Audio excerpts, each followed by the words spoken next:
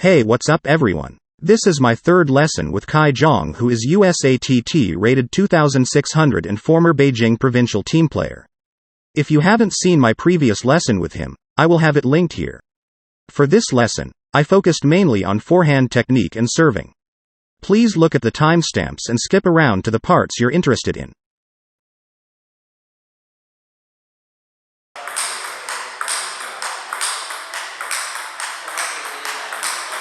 Kai says when doing the forehand loop, you want to initiate with your legs and hip.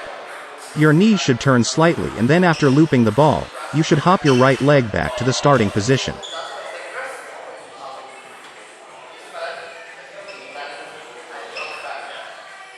Even though you may stand in the same position, you need to do weight transfer to recover. If you're a right-handed player, your weight should go from right leg to left leg, and then to recover you should jump backwards, pushing with your left leg so the weight returns to your right leg.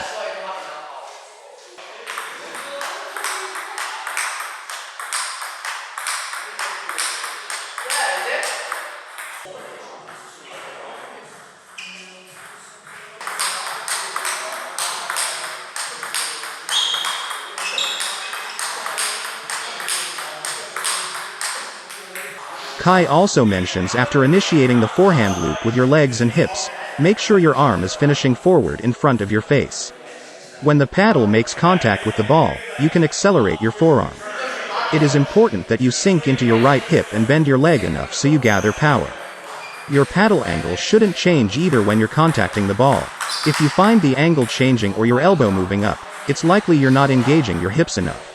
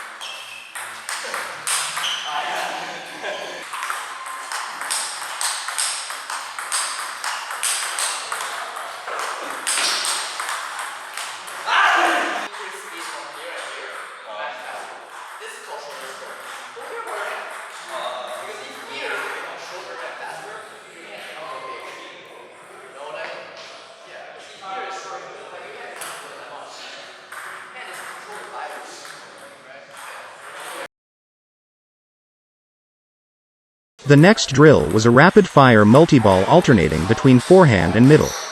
The purpose of this drill was to keep my body tight, initiate the forehand loop using my legs and hips, and to build stamina. As you'll see at the end of it, it was very tough for me, haha.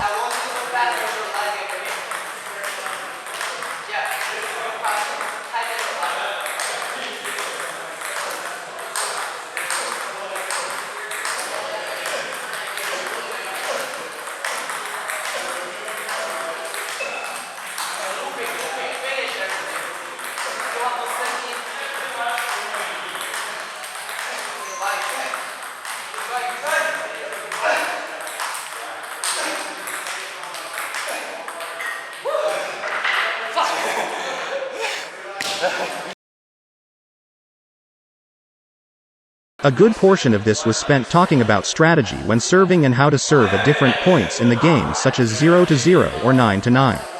I will not go into too much detail as I don't want to reveal Kai's game tactics or myself. I can say that Kai told me if you see your opponent is having trouble with one of your serves, keep using it and don't change until they are getting used to it. The reason is, it may take your opponent an entire game to figure out one of your serves. Once they figure it out, Then you can change it to confuse them with a different serve. And during the time they are trying to figure out how to return your serve, they will be nervous. Serving is a psychological game.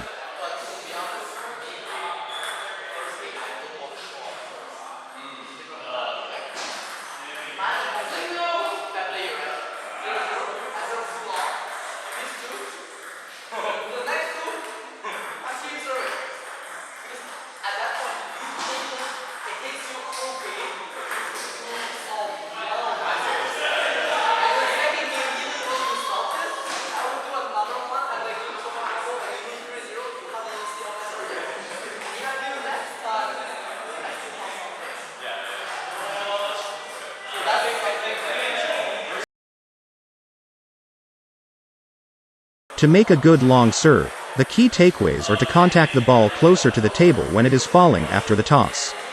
The first bounce of the serve on your side of the table should be closer to the end line, which is closest to you. The next part a lot of people may not know is when contacting the ball, you should engage and flex your hips. I felt the feeling is similar to when I was doing the forehand loops.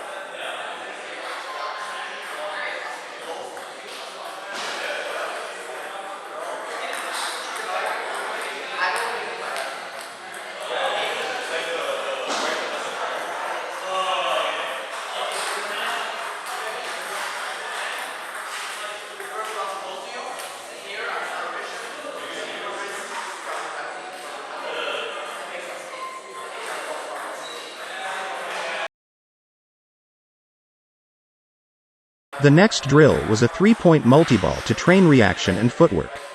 I would have to do a forehand loop from the middle and then either a backhand or forehand from either corner.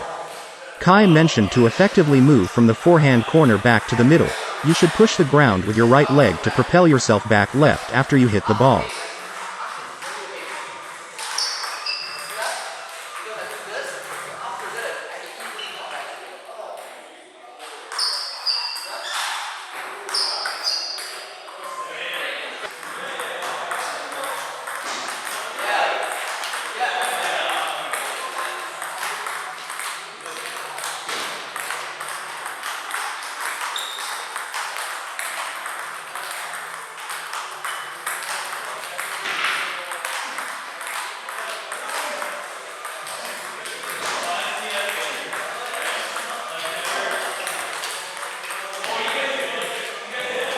Basically, you can use your left leg to push off the ground when moving from left to right, and then use your right leg to push off the ground when moving right to left.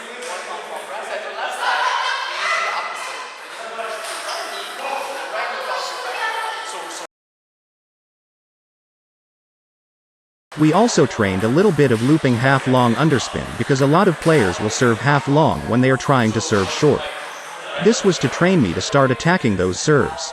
I had to play a bit slower compared to a normal forehand loop against underspin to get the timing down, but the technique was still to initiate with your legs and hips. You also have to accelerate your forearm and wrist over the table. Kai says the feeling is like you're grabbing the paddle a little bit tighter when making contact.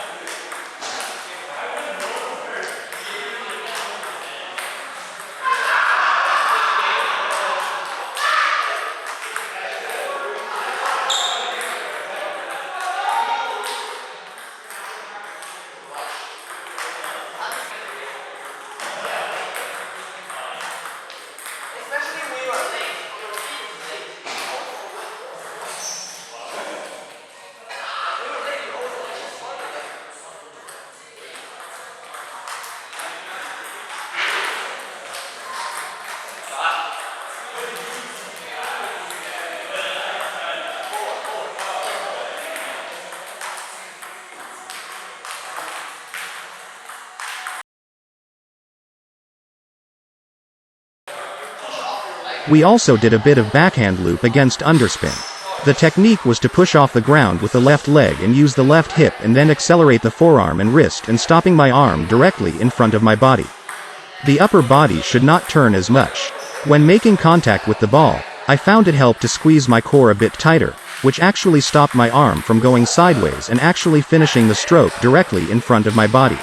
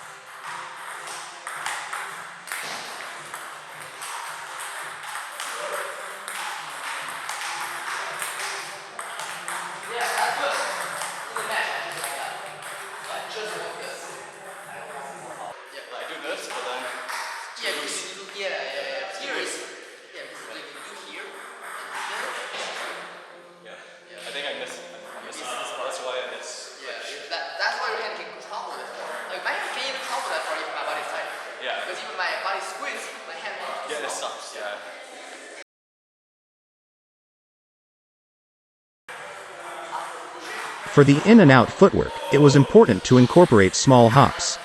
Small hops should be incorporated in every shot you do, but it was especially important for this. Kai mentioned, after moving into the table, you want to jump out, do a small hop, and then play either the forehand or backhand. The reason for the small hop is that it helps you to reset your body from the previous stroke you played so you can prepare for the next shot. If you move directly from a short push to a forehand loop, the transition isn't as smooth and it will feel harder.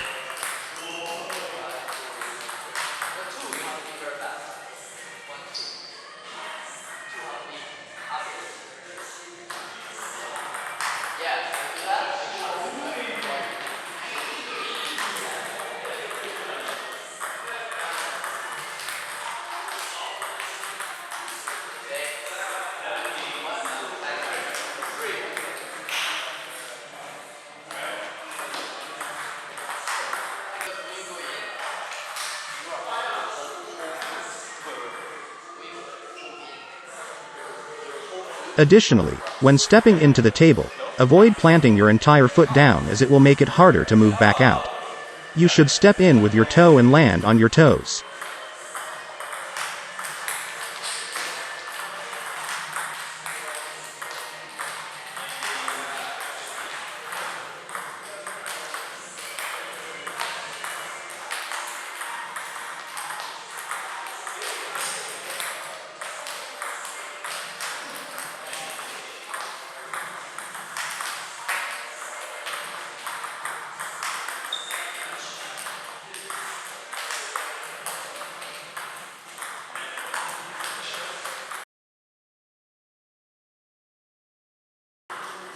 Kai also taught me the kick serve, which is a variation on the hook serve that has a lot of topspin and should kick when landing on your opponent's side of the table. The kick serve is meant to throw your opponents off when they are expecting a lot of short serves or underspin. To practice the kick serve, there were 3 steps. First step was just to toss the ball and make contact by brushing upwards with your paddle. The ball should make contact on the same spot you would normally contact for a forehand loop, and the contact should be a very fine brush. After mastering that motion, the second step is to quickly move your wrist down after brushing up on the ball. This is to give the illusion of underspin because we want to be deceptive with our serves. The last step is to get into our serving stance and execute the motions as if we were really serving. You can add a bit of hips to add speed to the serve.